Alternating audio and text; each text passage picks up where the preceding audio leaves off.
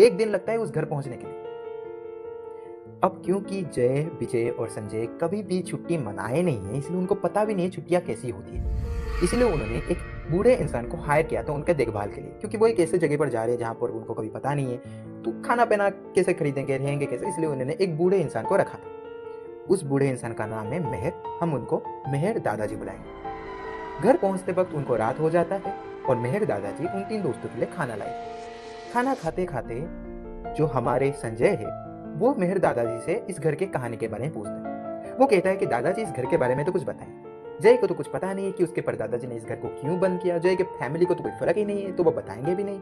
तो आप ही बताओ, आप इसके आस-पास ही रहते हो ना? तो मेहर दादाजी कहते हैं कि हाँ, मैं आपको कहानी सुना सकता हूँ बाबू। तो ठीक है, मैं आपको कहानी सुनाता हूँ। तो पहली चीज़ तो वो ये बताते हैं कि आप जब यहाँ पर आए तो आपने आस-पास बहुत सारे घर देखा होगा। तो संजय कहते हैं हाँ, मैंने घर तो देखा लेकिन घर में कोई नहीं रहता। तो मेहर दादाजी कहते हैं ऐसा इसलिए क्योंकि जब आपके परदादाजी ने इस घर को अबैंडन किया था, उसके कुछ महीनों के अंदर ही सारे गाँव वाले गाँव को छोड़ के चले गए थे। ऐसा क्यों?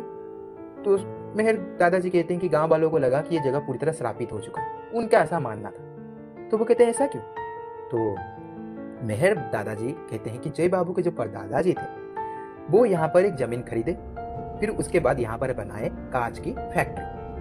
अब यहाँ पर जो गाँव वाले रहते थे, वो फार्मिंग करके या लकड़ी काटकर अपने जीवन को बिताते थे। बहुत ही बुरे हालत में यहाँ पर रहते थे ये गाँव वाले।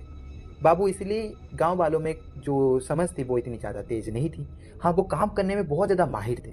कम खाकर उनके अंदर बहुत ज़्यादा काम करने की ताकत थी, लेकिन बच्चे पढ़ाई नहीं करते थे, उनके अंदर कुछ भी नहीं था। बहुत ही बुरे हालत में हम रहते थे। जब जय बाबू के परदादा जी ने यहाँ पर काँच का फैक्ट्री बनाया तो उनको लेबर की ज़रूरत थी, इसलिए गाँव के लोग आ गए काम करने के लिए।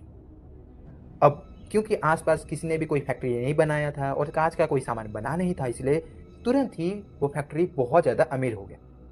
जय बाबू के जो परदादाजी थे, उन्होंने कुछ महीनों के अंदर ही बहुत ज़्यादा पैसा कमाया। गाँव के लोग भी बहुत ज़्यादा अच्छे हालत में रहे।